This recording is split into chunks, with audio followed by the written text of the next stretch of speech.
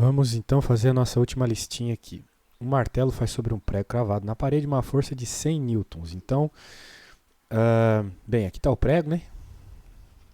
E o martelo, então, está aplicando essa força que vem para cá. Vou até fazer um desenho um pouco melhor. Muito bem. E aqui está o ângulo de 60 graus, então, que ele faz com o que a gente pode chamar de normal aqui, né? A perpendicular da parede, na direção mostrada. A componente que arranca o prego vale? Bem, essa pergunta é meio estranha, né? Arranca o prego. Mas é verdade, né? O prego ele vai sair porque ele vai se mover, vamos dizer assim, nessa direção. É nessa direção que ele se move. Certo? Ele não vai sair na direção vertical, ele vai sair por causa dessa direção horizontal. Apesar de que existe uma componente vertical dessa força. Ela está para cá. E a soma da componente vertical e da horizontal é o que dá essa força com o ângulo de 60 graus, a força de 100 newtons com o ângulo de 60 graus citada no enunciado. Né? Você pode sempre descrever um vetor como a soma de dois outros. Na prática, é isso que a gente está vendo aqui. Essa, por sinal, é uma técnica utilizada com muita frequência na física. Vai ter que fazer muito isso em física. Mas quem está arrancando o prego da parede é esse aqui. Ó. É a componente horizontal, apenas ela, porque o prego vai para frente, ele não vai para baixo, né? Para sair. Então, o que nós estamos procurando é esse cara aqui. Eu vou chamar de x. Bem, quem é x, né? Pelo conteúdo explicado, a gente pode sempre pensar numa projeção aqui. E esse x acaba sendo o que a gente chama de cateto adjacente. Adjacente, pois está ao lado do ângulo de 60 graus. Quando a gente fala de cateto adjacente, a gente tem que lembrar de cosseno. Cosseno de um ângulo qualquer vai ser sempre o cateto adjacente dividido pela hipotenusa.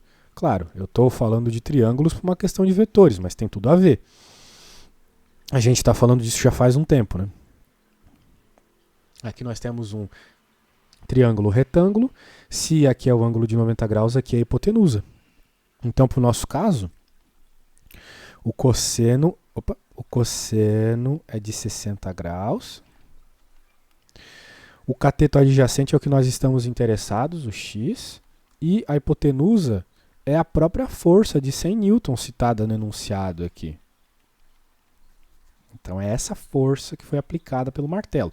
Mas dessa força, apenas a componente horizontal é a que tira ela do local.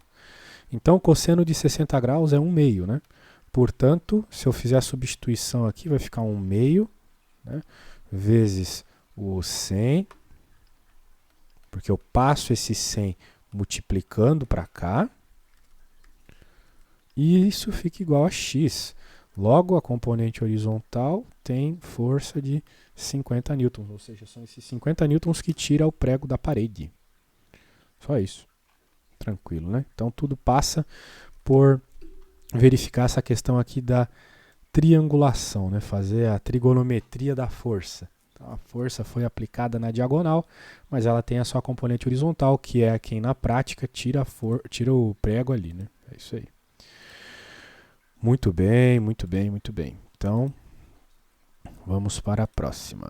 A próxima tem um erro aqui no teu livro, ou eu não estou vendo na foto, ou tua mãe não mandou essa parte da foto, que ele está dizendo aqui, ó, um vetor A de módulo 80 unidades está representado na figura abaixo. Eu copiei mal aqui, mas está escrito isso, na figura abaixo. E não tem figura abaixo nenhuma. Curioso, né? Ó, tem figura abaixo. Obtém a componente de A nas direções das retas x e y. Bem, pelo que eu estou entendendo aqui, está acontecendo o seguinte, ó, nem vi figura nenhuma, mas aqui está a reta y, aqui está a reta x. É o famoso plano cartesiano, né? E nós temos uma reta aqui, um vetor, né, na prática, que está aqui, por exemplo. Colocado na origem, etc. E ele está falando sobre um ângulo de 30 graus aqui. Então eu vou colocar que aqui tem 30 graus.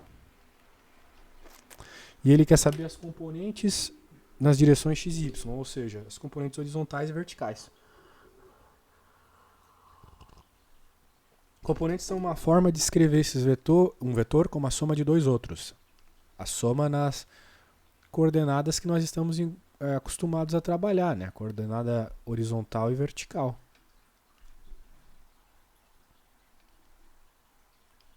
Então aqui está horizontal, aqui está vertical. Então aqui eu poderia chamar de AX, porque é a componente X, e aqui é o AY, é a componente Y. Então a gente nota, né, que o AX está aqui do lado, claramente fecha o vetor, né? Mas como pensar no AY? Tu pode pensar no AY como essa projeção que eu fiz aqui fechando, aqui também é AY. Só está em outra posição, mas o tamanho do vetor é o mesmo. Presta atenção no que eu vou falar agora, porque isso causa muito erro na cabeça dos alunos. Apesar do vetor estar aqui, um vetor ele não é definido pelo lugar que ele foi desenhado. Ele é definido pelo seu módulo, tamanho, direção para cima, direção vertical aqui no caso, e sentido para cima. Então se eu pegar esse vetor e colocar aqui, não muda absolutamente nada. Portanto, aqui fica bem mais claro, né, que este é a soma do AX com o AY, a soma vetorial, né, que pode ser obtida aqui nesse caso por Pitágoras, né, se eu estivesse interessado no vetor vermelho, mas eu não estou interessado nele. Eu já tenho o valor dele, é 80.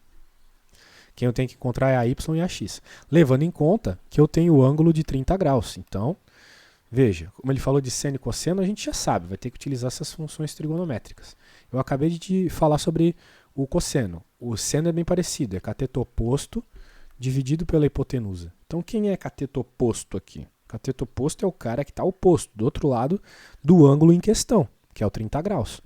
Portanto, seno de 30 graus vai ser igual ao AY dividido pela nossa hipotenusa, que no caso aqui é 80. Seno de 30 graus é 1 meio, então por isso que vai ficar aqui 1 meio vezes 80 igual a y. Pronto, acabei de encontrar a componente y desse nosso vetor.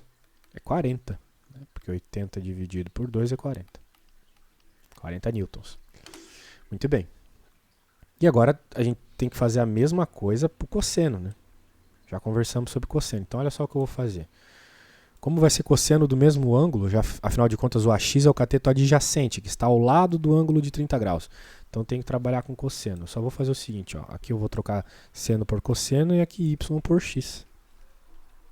Porque o ângulo continua sendo 30 graus.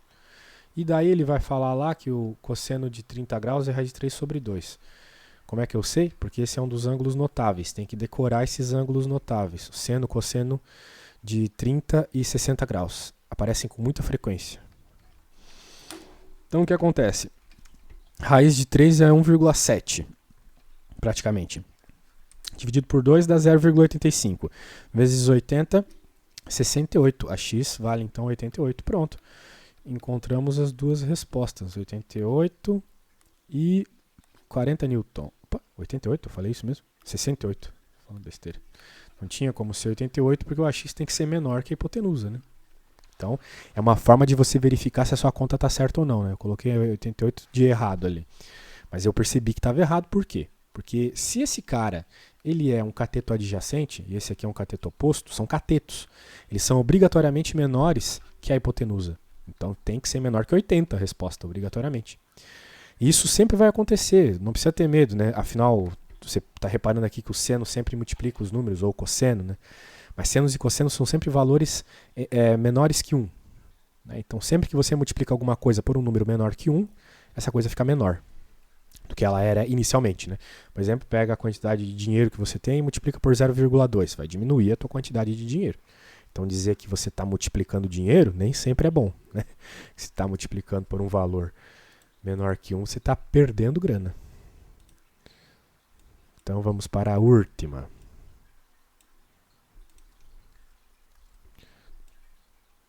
Beleza, vamos ver aqui do que passa. Resultante de três forças 10F2 igual a F3,30, que fazem com os semeios positivos ângulos respectivamente iguais a 0 graus, 30 graus e 210 graus. Bem, vamos desenhar isso tudo aí. Vamos primeiro desenhar o plano cartesiano.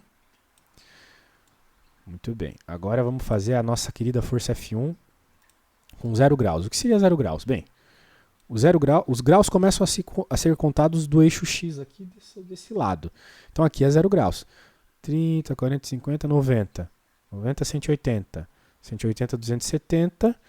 270, 360. Né? Uma volta inteira é 360. Meia volta é 180. Você já deve ter ouvido isso em algum lugar. Um quarto de volta é 90 graus. Então por isso aqui está o nosso vetor F1. Com os seus 0 graus. 30 graus agora o nosso vetor F2. O F2 ele é bem maior. Ele tem 30 newtons, então ele tem um módulo maior.